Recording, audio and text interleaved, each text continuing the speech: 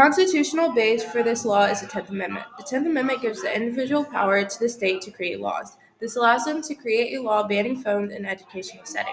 The regulation is considered a state law instead of a federal because the U.S. gives power to its states to control the education setting. Many states have contributed to the idea of phone policy. States such as Delaware and Pennsylvania have created programs to experiment with phone pouches and more on this phone policy and see the result.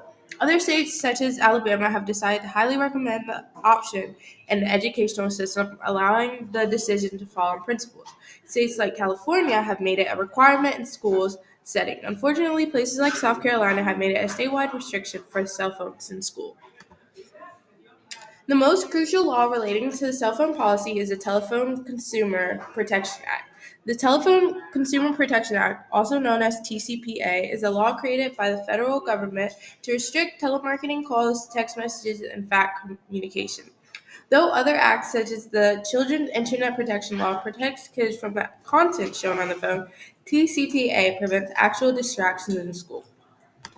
The U.S. has given public schools control to local governments. So, there could never be an executive order relating to school bans. An executive order means that the president would order it, which is unlikely to happen because that would take power away from local governments.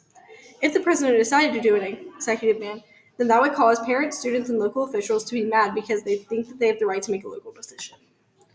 Each state is currently or recently making its own decision regarding phone bans. There aren't conservatives or liberals having strong differing opinions. They both want phones banned, with Republicans wanting a full-day ban a little stronger. Recently, the North Carolina House of Representatives voted on whether they wanted a phone ban. It was nearly unanimous. The majority of Americans want an in-school phone ban, although some parents and students have worries about their safety and accessibility, especially during emergencies. Some students understand the boundaries that need to be set, but most are against a full-day ban. Some teachers reported that with the phone ban, their students have been more social, helping other students, and are more inclusive. The Ministry of Education in Uganda has encouraged students to use smartphones, tablets, and laptops to enhance their learning experience. Dr. Yusuf Nzukba believes there's no harm in allowing learners to use gadgets as instructional materials. Smartphones are important in sharing knowledge. Banning such things in schools is untenable.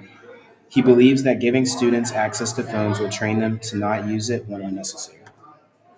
After deliberation, Finland decided to pass legislation to restrict the use of phones and other mobile devices during the school day. They have a fear that the phone usage of students negatively impacts their well-being and learning. Their new policy will be to restrict mobile devices heavily during lesson times. However, pupils will be allowed to use them only when the teacher permits them to. The Student Press Law Center is a group of people who want to teach First Amendment rights, which having access to your cell phone falls under. The First Amendment talks about how everyone has the freedom to expression and freedom to speech, which is in some cases, you may need access to your phone to do these things.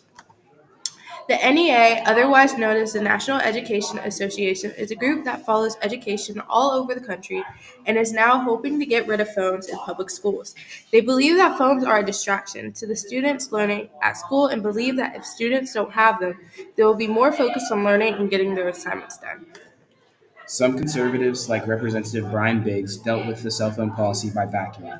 He believes the bill would help with bullying. He said teachers would have the flexibility to have students take out their cell phones if needed. Another representative, Neil Jackson, who is also a primary sponsor of the bill, said it's up to districts to decide what the policy looks like. Lots of liberal sources and groups are against phone action in schools. For example, a liberal group of parents was against the ban in the Los Angeles Unified School District, but some liberal news outlets like NPR are against it and were trying to get their students to be able to have their phone. In an article, they highlighted that they are for the ban in the Los Angeles School District, which is the second biggest school district in this country. Some teachers have taken matters into their own hands by taking students' phones at the beginning of class and having their own cell phone rules per class. Also, many states are proposing statewide bans of cell phones in school. An example of this is New York, when the governor, Kathy Hochul, proposed and backed a statewide school phone ban. With her starting the trend, we will likely see other states follow soon. The future of phones in school isn't certain at all. even for teachers, as some articles are proposing that even teachers, as well as students, don't have their phone, so the school has the max amount of focus possible in the school. Another thing that's been proposed is having the school Wi-Fi disable social media, so the only thing that people can do on their phone is learning related.